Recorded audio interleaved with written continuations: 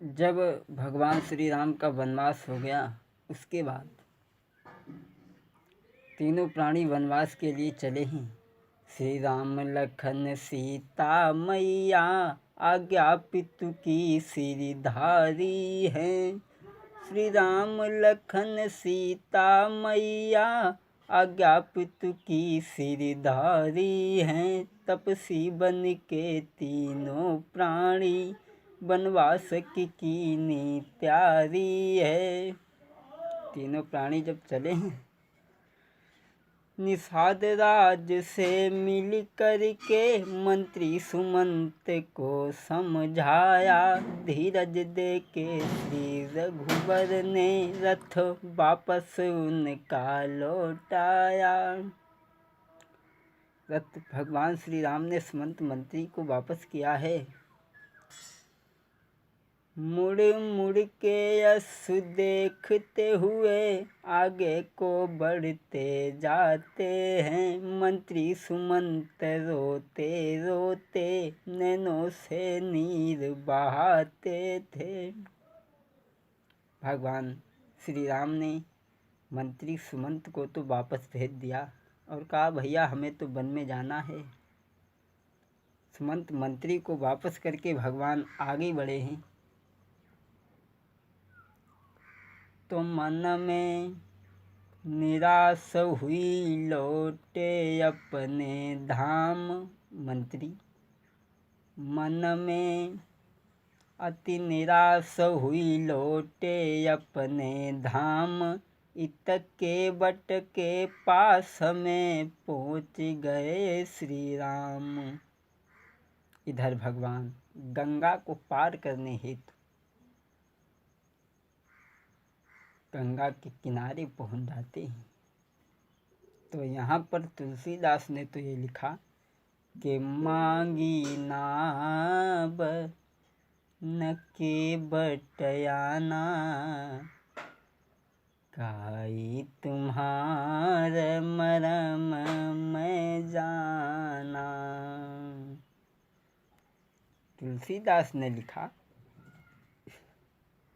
के मांगी नाबन के बटयाना, और कहाई तुम्हार मरम मैं जाना। भगवान श्री राम ने नाब नहीं मांगी। यहाँ पर दो अर्थ हैं कि मांगी नाबन, नाब नहीं मांगी, लेकिन केवट आ गया। के बटयाना और कहाई तुम्हारा मरम मैं जाना। और बात उसमें ये भी थी कि मांगी नाबन, भगवान ने नाब मांगी लेकिन केवट नहीं आया। उससे पहले ही केवट आ गया। कहने लगा, महाराज हम तुम्हारे मर्म को जानते हैं। और सांची जो है ना लला, सांची जा में जो है कि केवट जो था ये कौन था। केवट जो था कि सतयुग में केवट कछुआ था, जो क्षीर सिंधु में रहता था। सतयुग में केवट कछुआ था, जो क्षीर सिंधु में रहता था कछुए का तन इसका ये, पर भक्ति में समय बिताता था। कछुआ तो जरूर था लेकिन भगवान का भक्त था। एक बार इसके मन में विचार हुआ कि चलो भगवान के चरण स्पर्श करते हैं। एक बार कछुआ दौड़ा अपने मन में धीरज धर के, चलाए सोच समझने को, हम चरण छुएंगे श्री हरि के। कछुआ चलने लगा, शेष नाग की सैया पे चढ़ने लगा, लेकिन शेष नाग ना पहुँच सके आ कछुआ के उन चरणों तक। मारी फुसकार गिरा कछुआ, ना पहुँच सका हरि चरणों तक। जैसे ही कछुआ ने चढ़ने का काफ़ी प्रयास किया, लेकिन शेष भगवान ने तब तक फुसकार मार दी, कछुआ नीचे गिर गया। शेष भगवान की फुसकार मारने से कछुआ अपनी ज़िंदगी की आखिरी सांसें भरने लगा और सोचने लगा कि मेरे मन की मन में रही, छू ना सके चरण श्री हरि के। मेरे मन की मन में रही, छू ना सके चरण श्री हरि के। अपनी ज़िंदगी की आखिरी सांसें भर रहा है, तब भगवान विष्णु ने कहा है, ए कछुआ, तूने चढ़ छूने का प्रयास किया और तूने चढ़ नहीं छू पाए, जा मैं तुझे वरदान देता हूँ। अरे के बट बने तू त्रेता युग में, बन के राम हम आई तेरे आई, भक्ति तेरी सफल भई, छू नहीं सके चरण श्री हरि के। मेरे मन की मन में रही, छू नहीं सके चरण श्री हरि के। भगवान ने वरदान दिया तो केवट कह रहा है कि मांगी ना बन के बटयाना, और कहाई तुम्हारा मरम हम जाना।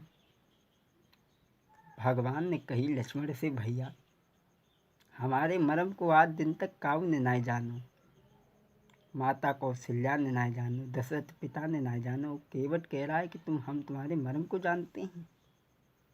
भैया माँ कौशल्या मरम न भाका, जिन 9 मास गर्भ में राखा। माँ कौशल्या मरम न जाना, जिन 9 मास गर्भ में राखा, जिन 9 मास। अरे माता कौशल्या ने मरम नहीं जाना, जिन्होंने 9 मास गर्भ में रखा और पालन पोषण किया, उन्होंने नहीं जाना। चलो छोड़ो। दशरथ पिता मरम जो जनते, प्रणतनि मोई बन को न पठौते, प्रणतनि मोई बन को न पठौते। अरे दशरथ पिता ने भी नहीं जाना, यहाँ तक कि जनक ने भी नहीं जाना। और केवट मारे भरी भरी ताना, काई तुम्हार मरम मैं जाना, काई तुम्हार मरम मैं जाना। केवट कहने लगा, महाराज मैं तुम दोनों को, तीनों को बिना पैर धोए नवैया पे चढ़ नहीं दी। भगवान बोले, भैया केवट मेरी बात एक समझ में नहीं आई कि तुम मेरे पैर क्यों धोओगे। केवट कहने लगा, महाराज मुझे इस बात की शंका है कि तुम्हारी पैरों की धूल, पैरों की रज जिस किसी पे पड़ जाती है वो स्त्री बन जाती है। मुझे इस बात की बहुत बड़ी शंका है, बहुत बड़ी। केवट कहने लगा, महाराज सुनता हूँ मैं कानों से, सुनता हूँ मैं कानों से, जादू है महान इन चरणों में। सुनता हूँ मैं कानों से, जादू है महान इन चरणों में। पत्थर में जान डालने की शक्ति है महान इन चरणों में। बन गई शिला सुंदर नारी, पैरों की धूल ही लगते ही, जड़ में चेतना आती है उस जीवन मूरी के लगते ही। केवट कहने लगा, महाराज मुझे शंका है, मैं तुम तीनों के बिना पैर धोए नाव पे चढ़ नहीं दे।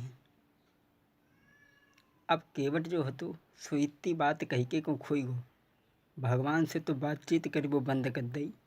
सोचन लगो परमात्मा अजय बेई राम हैं, बेई विष्णु के अवतारी हैं। जब जब बलि के द्वार पे गए थे, जो बहलोचन का पुत्र था बलि, उसके द्वारे पे जब गए थे तो उन्हें 3 कदमन में तीनों लोक नाप ले हते जी गंगा जी कितनी चौड़ी हती। भगवान से कुछ नहीं कहा, मन में सोचने लगा कि क्या ये बही विष्णु अवतारी जो बलि के द्वार पे आए, और 3 लोक पृथ्वी नापन को हरि ने कदम बढ़ाए। अरे क्या ये बही विष्णु अवतारी बलि के द्वार पे आए, 3 कदम पृथ्वी नापन को हरि ने चरण बढ़ाए। सोचने लगा गंगा जी कितनी चौड़ी हती।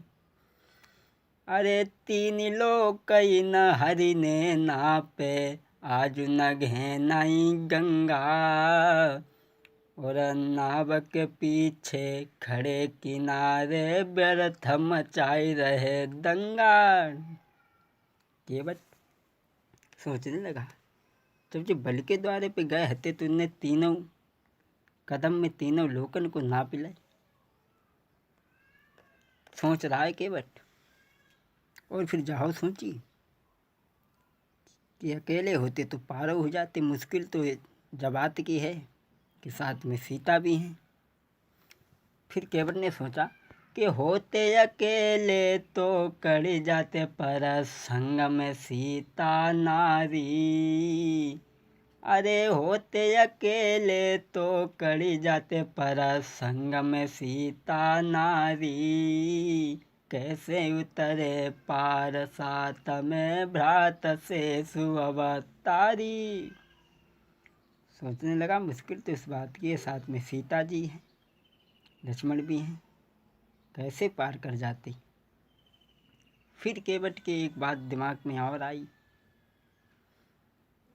कि सीता को गोदी लई लेते, लखन लाल की भुजा गही लेते। सीता को गोदी लई लेते, लखन लाल की भुजा गही लेते, लखन लाल की भुजा। श्री गंगा को पार करी जाते, काय को हमसे नाव मंगाते, काय को हमसे नाव मंगाते। सोचने लगा गंगा को, सीता जी को गोद में ले लेते, लक्ष्मण की भुजा पकड़ लेते, 1 कदम जाओ धरते, 1 कदम बाऔर धरते, पार हो जाते। फिर सोचा शास्त्रों की बात है, जहाँ तक कमर तक जल है वहाँ स्त्री को नहीं जाना चाहिए। जल में छोटे छोटे रजकण पाए जाते हैं जो स्त्री के गर्भ में प्रवेश करके उसके गर्भ को नष्ट कर देते हैं। और फिर केवट ने यह भी सोचा कि जल में बरूड़ दे बनिहारा, जल से बरूड़ दे बनिहारा, ऊपर सूरज तपई करारे, साखी में बाबा लगता हमारे। ऊपर सूर्य भगवान देख रहे हैं, नीचे वरुण देवता देख रहे हैं, ऐसे में भला कौन अपनी लाज को त्याग देगा, कैसे सीता को गोदी ले लेते। केवट सोच रहा है। और एक चीज और थी, ये नाव क्या थी, नाव का भी उद्धार होने को था। केवट को पता था कि ये नाव जो थी ये चित्रकेतु गंधर्व की थी,